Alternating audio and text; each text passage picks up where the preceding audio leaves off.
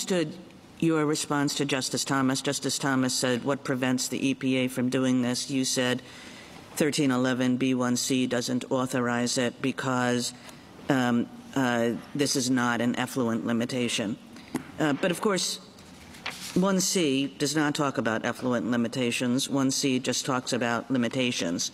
1A talks about effluent limitations. 1B talks about effluent limitations. You were adding a word to 1C to get effluent limitations there, weren't you?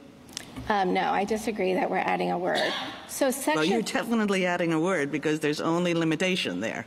So Congress used limitation as a shorthand for effluent limitations throughout this section. And if I can explain, so Section 301A, not 301B1A, but 301A tells us that the universe of Section 301 is about restrictions on discharge of a pollutant. That's the very definition of an effluent limitation. So we believe that the limitations throughout, and the title also suggests that the limitations throughout Section 301 are limitations on discharge. I mean, throughout this statute, it says effluent and other limitations. And then in this particular section, it says effluent limitations, and then when it gets to this kind of backstop provision, if something else is necessary, it just says limitations.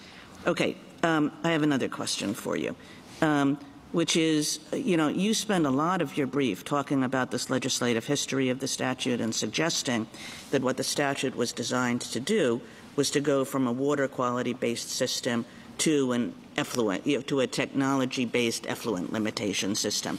And that's, I suppose if you really wanted to write the picture broadly, you might say that. But there are plenty of places in this statute where water quality makes an appearance. And indeed, it makes an appearance in this very provision, which is the source of authority for what the EPA did here. It says, well, if the effluent limitations aren't doing enough, EPA can do other limitations that are necessary to meet water quality standards. Now, that's what the text says. We usually don't look at, the broadest possible reading of legislative history to do something that's exactly counter to what the relevant textual provision says. It's absolutely true that Congress preserved water quality standards, but they preserved them as the basis for setting discharge limitations. So there's no conflict between preserving water quality standards and setting discharge limitations. In fact, that's the way that you preserve the environment. That's the way you protect water quality standards, is you tell permit holders in advance what we must do to control our discharges. But the question presented here is Thank about you, Ms. Steele. Justice Gorsuch.